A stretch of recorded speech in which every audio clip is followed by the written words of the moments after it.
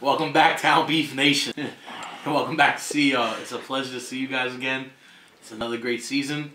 Today, I don't have my usual partner with me, so I got a little special guest. I got a veteran in the league here. You guys know me, Nate, a.k.a. Nasty Nate. I'm Vegeta Uzumaki, and I'm shitting battery acid, but that's not your problem. And Town Beef Nation, it's good to be back. We're here to do our predictions, give you a little bit of info on what's going on this spring, a little bit of info on players, teams. We're going to pick our predictions on who we got to win, and we're going to talk about the crossover game today. We got a fabulous season lined up for you guys. Lots of shit talking from new rookies of the league versus veterans. A lot of us are like, this is our last year running, so we need to make a statement against these young dogs who think they got bigger dicks than we do.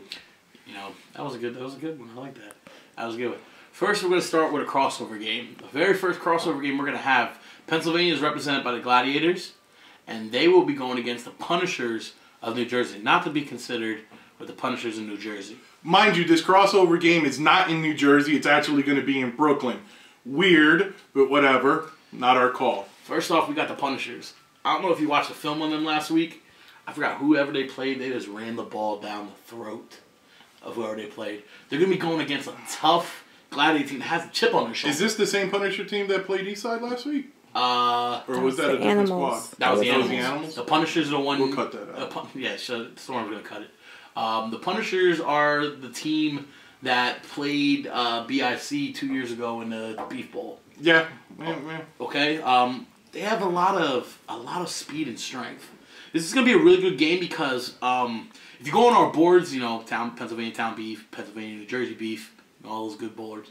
There's been a lot of shit talking between both teams. This is the team. Apparently only from New Jersey because we're not allowed on New Jersey's post. And again, fuck Jersey. You know my saying on that. But, you know, the Gladiators, they got a chip on their shoulder, bro. It's a very tough situation for certain teams, you know, coming in. The Gladiators have a lot of new players, a lot of old returning players, you know. The Gladiators, they have Baby McCoy back, a.k.a. Tony Terry. They have Rich at quarterback. Rich is a good quarterback. You don't want to let Rich out of the pocket. If I was the Punishers, my goal would be to contain him in a pocket because Rich isn't that tall of a person, so he has a hard time seeing over. He's gonna have a hard time seeing over Justin, Mikey, Fairbanks. He's gonna have a hard time seeing the routes being ran. You know, he has B-Man. He has a couple other good people to throw the ball to, and you know they always have Isaiah. Isaiah is the secret weapon in my eyes the Gladiators have. Isaiah runs the hardest out of everybody on the Gladiators. He does not juke. He's not a finesse runner, but Tony. That's where Tony comes involved. You know what I mean? You've played against them. I played with them. So what do you think the Gladiators got to do to beat a Punisher team that is a veteran team and tell me one of their originals? I don't think that the Gladiators are lacking in any of the departments, whether it's physicality or playmaking. What they're lacking is unity amongst their members. Other teams show that their ranks weren't as tight as they thought. They're really going to have to overcome a Punisher team that is a veteran team and have been working together since, I believe, 07? Something like that. Which is quite a long time to be playing football and to remain together. Gladiators, I recommend to you guys keep the arguments down, stay focused, because if not, the Punishers are going to punish you.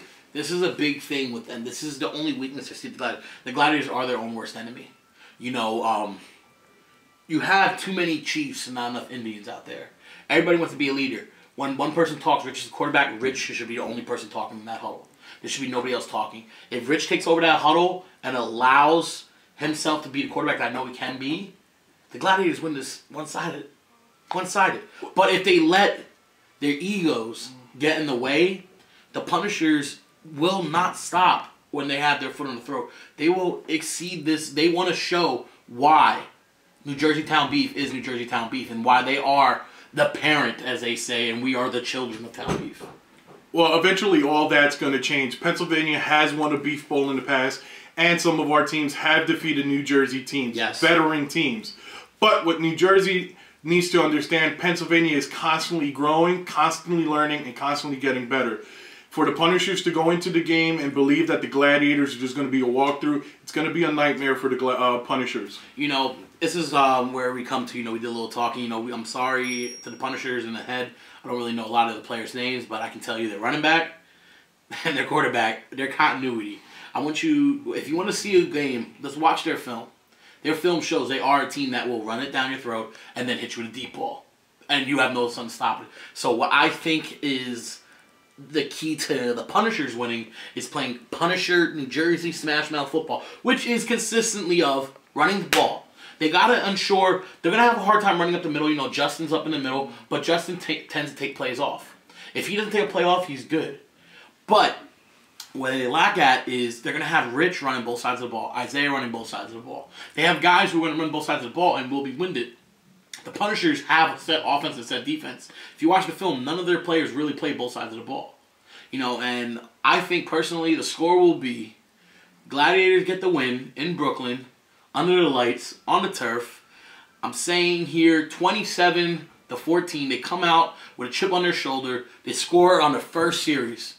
They drive it down. Well, I hate to be the dark one here, but I believe the Punishers will overtake the Gladiators simply because the Punishers are a veteran team who know how to play together. I believe the Gladiators will start off strong, and when the game progresses, they shall break down like they normally do. I take this game 28-7 Punishers. That's tough right there, man. That's tough, but, you know, this is why he's here. He doesn't care. Up next crossover game, Sunday, 4 o'clock in New Jersey. We're bringing back an old veteran team in Pennsylvania, Town Beef, a Beef Bowl champion, versus another veteran team in New Jersey Beef Bowl, a.k.a. Savage 18. Two teams that you have played against. Yes. These two teams are original beef teams. These are original... Both phenomenal teams. And not lost. And you have people on both teams that have been together. What you have in the Savage, you have a quarterback who...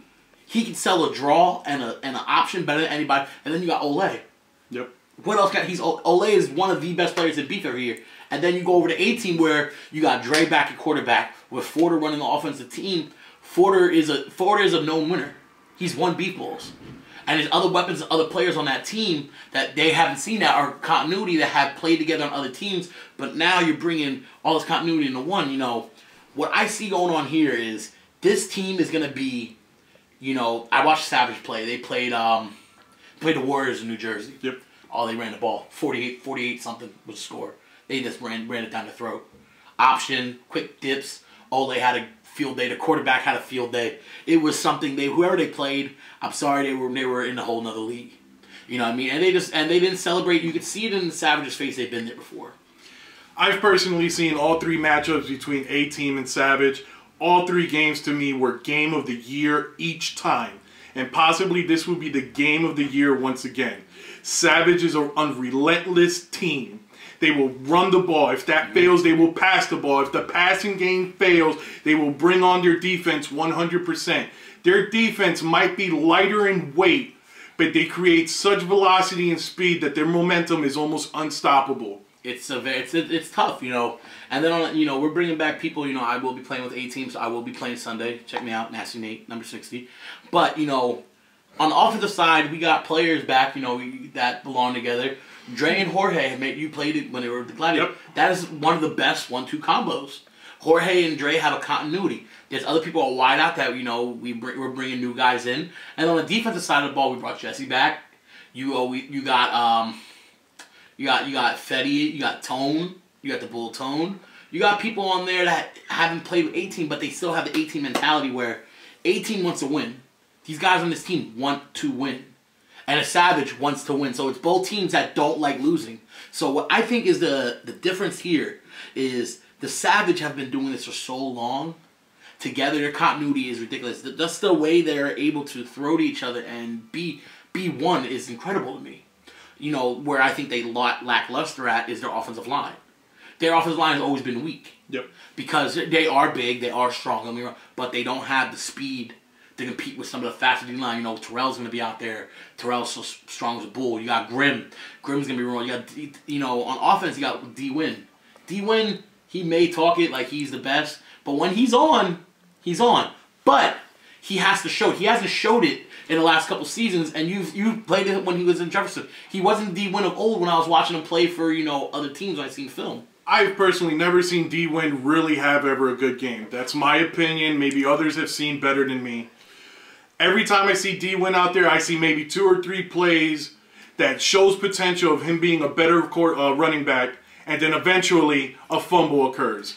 He can try to deny it all he wants, but the league knows it and he knows it. He's a fumble machine. He has to control himself. This is his thing. He has to be insured himself. He can't take plays off. And with Grimm back there, Grimm's a hard runner, and you know that. Grimm won't take a play off. D-Win takes a play off, Grimm stays in. There is no taking a play off against a team of savage, capacity. Ole will have a field day with us if you don't do it your way. I have seen A-Team form teams together season after season and put up championship caliber teams. Unfortunately, this year, I'm not quite sure how they're going to end up looking. I know they added George, and I know they got Dre back. But the A-Team have always been a all-round team, depending on both their running backs and their wide receivers. Yes. I don't have trust in A-Team's running back. You know what I mean? He makes a good point. You know, D-Win's got to earn. He's going to have to earn. He is a player in Town Beef who we all see potential. And absolutely, they're going to end up trying to lean on D-Win. And if he buckles under the pressure, not only will he fail, but he'll fail his team. Exactly. And, with that being said, I will never go against the Pennsylvania team. I will choose A-Team with the win, 21-14, in a knockdown, drag-out, heavyweight, possibly overtime bout. I personally see A-Team wins again just because they've played against Savage so many times. Forder knows him. Forder knows him. He knows everything. And he's in their heads, just like he's in every single head in here in Pennsylvania. You may hate the man, but it's part of his game. So personally, my thought on the score, it's going to be a close one, possibly 21-28. Okay, now we're going to go into what everybody's looking forward to here in Pennsylvania, the Town Beef, Pennsylvania, man. We got some good ones coming in here. Let's open up. We're going to start the season with a good old crafty veteran team. A team that's been won chips, never won a big one, though. Just saying. No, it's all right. You got the fall brawls. It's all right. It's that big one that matters. But anyway, and then we got this new young team, young Scrappy, supposedly. Got their captain, Mr. Johnson. He's got a little mouth on him. He loves it. He lets everybody know that the Chargers are coming. We got the Misfits versus the Chargers. This one here is just going to be welcome to Town Beef, Chargers. You're playing a team that has the continuity, the brotherhood, and just the overall players to be where they're at. Mike's going to have a field day. Beaston's going to run people over. Quint, Vegeta, and Ben are just going to Adonis Cannon now. Adonis is going to be playing defense. You got people out there that are just going to dominate the Chargers. And I'm not trying to say, the Chargers are a bad team because I've seen them play. They're decent. They never play in the Town Beef game. There's going to be jitters. Going to be, this isn't a pickup game. Now this is where it counts. The Chargers, have some good players and good speed. I've watched a couple, little films and everything. But the Misfits just run away with this one. Misfits win 49-0. I can't even take it. Me personally, I don't know the Chargers or who's really playing on there. I do know they post a lot of crap on Facebook. As you can see and have seen before, Misfits don't really post crap. We just like to come out and play. The Chargers are going to be taught a lesson here that experience over naivety will always win our games. Misfits win 48-0. Wow, we're both in the same ballpark there. Up next, we got a team that's going to be playing a doubleheader, basically, back-to-back. Yep. Gladiators versus Hitmen. A Hitman team, I'm going to tell you this right now. This is a no-brainer for me also. It's another no-brainer. The Hitmen was a team just thrown together. It's like the Warriors of old, basically. They have talent. They have certain players, here and there that have, been on teams that have won, blah, blah, blah. The whole thing. But they're coming against a Gladiator team that if they lose, they're going to come out angry. If they win, they're going to come out hype, talking. And no matter what it is, the Gladiators have the ability to get in certain teams' heads. Tony Terry's going to run all over. He's going to run all over the Hitman defense. Isaiah's going to truck somebody. Rich is going to throw. B-Man's going to jump. Their defensive lines is going to bully people because the Hitman's D-line are like little running back speed size. I personally today watched a game between Publishers and the Hitmen. I basically see two Raptors teams playing each other, and it looked like they were playing patty cake. Raptors. They don't stand a chance against the Gladiator team. It's just like Nate said, whether they win or lose, they're going to come in with a lot of energy. I really don't know how to score this. Is there a limit in scoring in football? Yes. You got to give me some. You got to give me a point. gotta give you a point total. Gladiators, if they win on Saturday, will take it easy on the Chargers. The score would be 24-10. Gladiators lose on Saturday, expect the score to be anywhere in the 60s range to nothing, really. You know, that's funny because, you know, I picked the Gladiators to win 49-7 because Tony's going to want to run the score up. Isaiah's going to want to run the score up. So is Rich. These boys are going to want to win. And, you know, there's matter of fact, the message to the Gladiators, if you want to reach for a goal, Misfits hold the Town Beef record for 98 points versus 6 against the Warriors. Yeah, true story. If you can get that one, I'll be impressed. Up next, we got a team here. This might be the game of the week. You know, these are two teams here. What's this, Easton and Ambush? East side. Yeah, East side, yes. This could be game of the week. This is two teams here. You got an East side team took a tough loss to the Animals. That was a fumble. I watched the film three times now. That was a fumble and he had control. But you're not going to go into Jersey and get a call to a PA team. Not against refs that play like this. Exactly. Against a team that Ambush, you know, in the fall we played against, they're a different team now. They picked up a lot of players, you know, because I've talked to Will and I've talked to a lot of their players. They got one of the big, you know, one good defensive player who can also play offense in Keenan, you know Walls. Yeah. The boy has a motor. He does not stop going. He's your typical Southside Eastern boy, hard nosed, wanted to play football. Versus a team on East Side that supposedly they're changing quarterbacks from Bunk to Bevel, which could be bad. But you know, Bevel, I'm gonna tell you this: play smart. When you play under pressure, you make stupid decisions. You have Rodney, use it to your advantage. You have J-Rod, use it to your advantage. You have Jesse. Use it to your advantage. Don't try to run. Make the pass. This is where Eastside fails every time. They have the components to win, but they want to let their quarterback control the game. They need a quarterback who's not afraid to take the hit but make the pass. That's where it is different when you look at Mike. Mike will run, but Mike will make the throw first. I say it like this. If anybody read my predictions, you know, I was going back and forth all week on this one, you know, and it's tough for me, but I can't go against the vets. J-Rod's going to want to win. Eastside with the win, 28-26. I personally got the same win here. Eastside will definitely conquer Ambush, just simply because I believe William Leon will downplay his own team members and they'll start to argue. I have seen time and time again William Leon yell and disrespect his players on the sideline, which takes them out the game. Yes. Eastside, on the other hand, despite that they're losing, they always stay united and focused. Now, Eastside has gradually improved season after season and even made it to a fall brawl championship last year. Which is important. It's important very much. But they're constantly losing members. You know, and it's not going to help. They lost a good defensive player in Chu. Chu's back home. You know, Polk's over on A-team. They do have Savi. But you got to understand, Savi, keep your head. They need you out there when they get in Savi's head is important on the defense. If you get in his head, he doesn't play his type of football where he's going to make tackles. He's going to miss tackles. So who do you got? Personally, I think Easton's, I keep calling him Easton.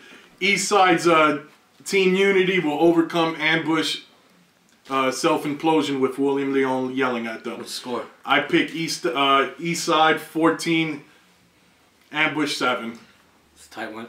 Up next, we got the reigning MVP, Offensive Player of the Year, Defensive Player of the Year, Rookie of the Year, Pennsylvania champions in the Immortals versus a young, figuratively new Hitman. I'm sorry, not Hitman. Punisher team, which is they improved lives and basically, you know, a lot of players from Dark Side that improved in the fall. They played well together, you know. But this team that the Immortals have, they had pretty much everybody back. Plus, with the adding of you know, offensive lineman Alpha, they got, you know, David, aka Pancake Machine. They got Woog. Woog wins. When you give Woog the ball, you're starting Woog with the ball in his hand, he's gonna make plays. On defense, you got Nick, Mac, Reese. You got Deba. You know, I think that's how you say his name, Deba. Sorry if I'm mispronouncing your name. Rookie of the Year. He was, you know, he made a lot of plays back there. You have players on the team that it's gonna be a long day for the Punishers. It's gonna be a long day. The Punishers have a lot of good players. Is it the Punishers they're playing? Yeah. Okay. The Punishers. They had the Soto brothers, you know, Andy and Nate, really good players. You know, they had David. They have, you know, they have a lot of good people. But, you know, Woog. What can you say about Woog? I personally see this game a one-sided blowout. Exactly. Woog has way too much talent on his team to even possibly let up a score. He sent a little something to Vegeta. I doubt it if even the Punishers get past the 50-yard line. They have people like Charles Irving, High Life Cannon, Justin Zayner, Yukin possibly. But as we all know from the Misfits, he might show up, he might not. Nick Davis, Diab Hadid, Tyler Affa, Marquis Keels, David Gonzalez. Punishers don't stand a chance. They restacked. This is the returning defending champions from spring. And they beat the Misfits in a last-minute comeback. Came back. One of the greatest games I've ever seen. I played in a lot of football games. It was just... I personally think things would have been different if I was there. Unfortunately, I was away on business. You know, it's hard when you gotta replace somebody. But this one here, you know, I've been trying to give the Punishers some kind of green light here. I just can't, you know. I can't. After seeing this game on the Mud Bowl, it's just, I'm sorry, the Hitman and publishers here will accomplish 0-0. You know, I'm going with Woog on this one. I think Woog, you know, puts 42 up. But I think is, you know, one thing you know about Immortals, they do give up a lot of scoring. You know, the big ball, the big play. This is how I see it. I see Charles Irvin running for 3 touchdowns, and I see Justin Zayner catching for 3. Everything else in between will be defense made points. Yeah. So I'm saying here, like I did in my predictions, because I think, you know, Woog's defense, you know, they too tend to give us certain big plays because certain guys tend to look in the backfield. That's neither here nor there, which they're going to fix. Woog always tells they're going to fix it. And they do throughout the season. This is their first game. They haven't scrimmaged in them. I'm going 42-27 Immortals. Woog balls out. If it's even possible, I'm seeing like 58-57 to 6. Wow. That's a big one right there. And I'm giving you the 6 just so that we have a number on the board. There's going to be a lot of high scoring this week. This season's going to, you know, be interesting. You know, we did have to skip, you know, week 1. It's a shame, but, you know, we don't even know if we're going to get through this week. Most likely we will, because if you can put 3 inches on the snow, it's just 3 inches of snow. You can't play in that. It's fresh. You know, it's going to melt right away because it's going to be 50. So, like I say it to you guys all the time, you know, please play safe, play smart, and come to play football. It's Town Beef. If I didn't mention your name, I'm sorry. Show me something to make sure I can mention your name. You will see my predictions written up every week, and you will see me here on the podcast. Again, I'm Nate, a.k.a. Nasty Nate. And I'm Vegeta Usamaki, still shitting battery acid. Have a good night.